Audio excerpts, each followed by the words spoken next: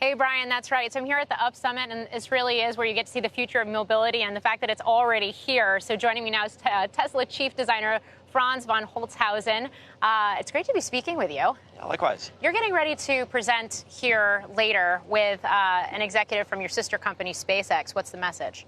We're talking about abundance, teamwork, first principles, collaboration, how the companies work. It's amazing to have been on this journey with watching Tesla, being a part of it with Elon, and also SpaceX, working side by side, achieving somewhat impossible tasks. And it's pretty awesome.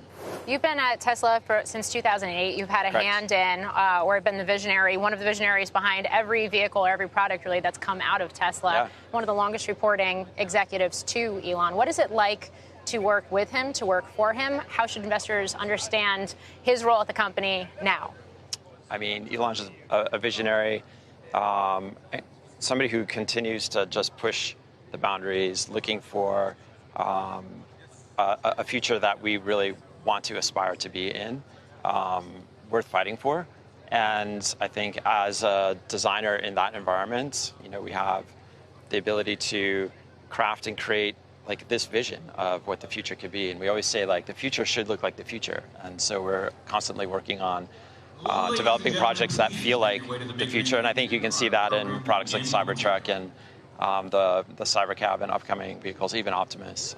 So it's super exciting. He's always pushing, even now. From day one, it's always been the same. And yeah, it's also incredibly fun. Yeah, and all three of those that you just mentioned are here on display as well. The Optimus robot is actually just right down here in the hangar over your shoulder.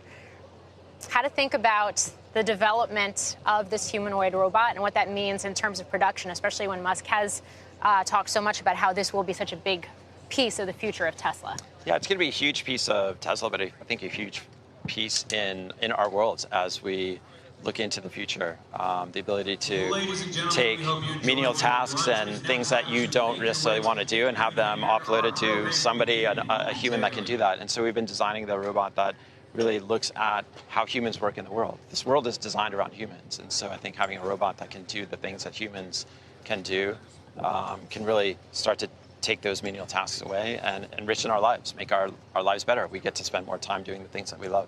Is Optimus performing the way you anticipated this far along in the journey? What still needs to happen to get it to the point of truly being humanoid and on factory floors and in people's homes? Yeah, I mean, it's been incredibly fast-paced, but the progress is unbelievable in the short amount of time that the team has been working on it. And we've been growing the team and building the project at the same time.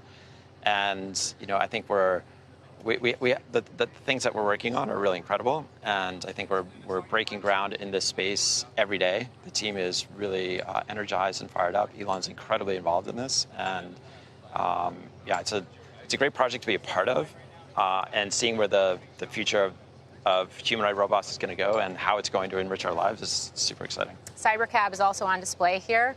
What does the ramp look like for Cybercab, and should we expect any sort of design changes or tweaks along the way? Basically, what you can see here at the summit is what we showed at the 1010 event last year. And it's using the full self-driving stack and capability that are in all of our vehicles. And the car will look essentially like the one that you see here. There's maybe some minor changes, but it's only improvements to make the car more efficient and better. It's really a two-passenger vehicle. Like 98% of ride shares are one or two people. So it really focuses on doing an excellent job at that. Low cost per mile. And yeah, I think it's going to be a game changer when we get that on the road. We're going to see the sub $30,000 vehicle. And if so, what does that mean for the design ethos of that vehicle? Well, I think there's a walk that we've been doing with these vehicles and always trying to get the best costs out of them. Model 3, Model Y, we're continuing to take costs out of them, but enrich the overall experience. I think you see some of the improvements in the recently launched Model Y, and it's a better car for equal or less price than the previous version. And we're constantly looking at how do we get more for less.